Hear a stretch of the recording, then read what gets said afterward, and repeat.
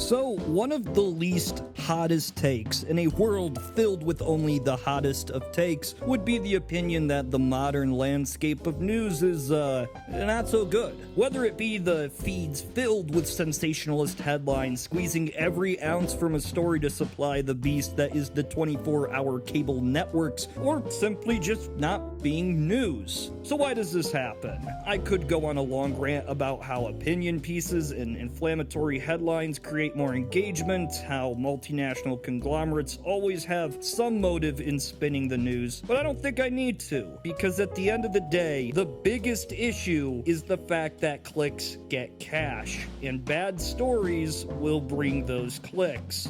Okay, so that was easy. And now that we solved that, I wanted to take a closer look at this whole media circus. But frankly, the reach of these outlets and of social media itself, it might be far less significant than you think. And that's what I wanted to dig into today.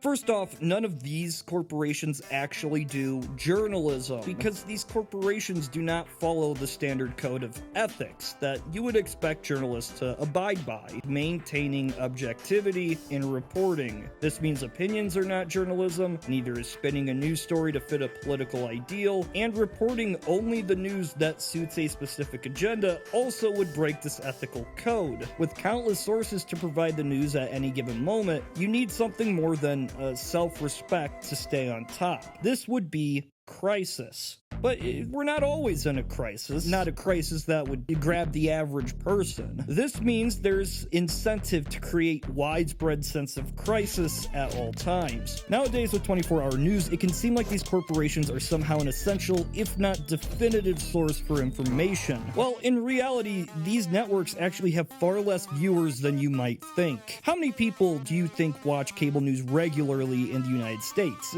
20 million? 40 million? Nope. Nope. The total is actually closer to like 4 or 5 million. And yes, television's less relevant today than it was before. Most of these groups function online now, right? Yeah, but here's the thing. Advertisers will have to look at a website's statistics of network analytics and users. This will determine whether they feel the brand will give them the most exposure and, they'll advertise on them. In theory, this should work. But the strange thing is that these analytics are not always a definitive number. It can be altered based on how you measure it, and often those numbers are incredibly inflated. This is because of cookie tracking and IP addresses switching multiple devices.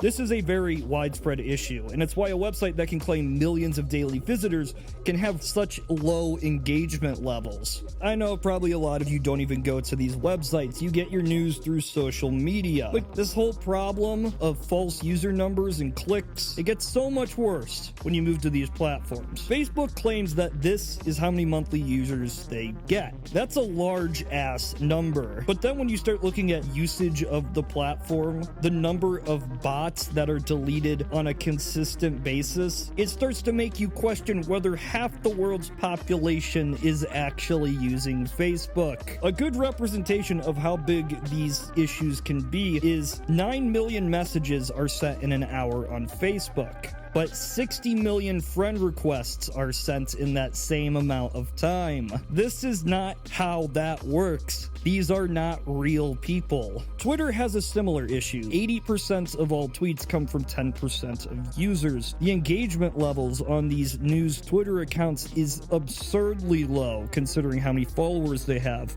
It's like 1,000 times less than you would expect from an account of this size. Trending tabs don't ever represent what's actually trending and will usually just be selected by Twitter themselves. But what I started to find odd was how many users the social media platform claims to have. There's, again, many bots, but you can't even give a definitive number on how many people are using Twitter.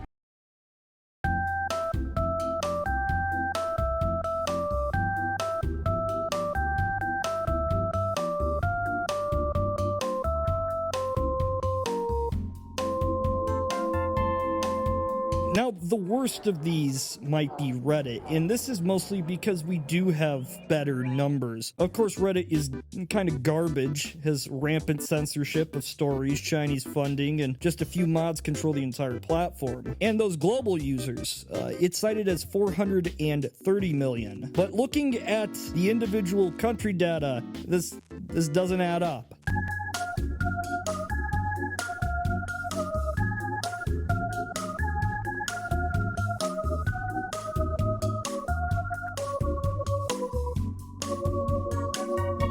So what does this have to do with the news? It's the fact that the internet truly became an echo chamber. It may appear as though most people's opinions are not sensible, but that's because sensible opinions do not proliferate well online. And looking at the basic numbers, it seems like we've all been played, with every network and platform having massive incentive to inflate these numbers. My suggestion, just use PictoChat to get the news. It's much nicer that way.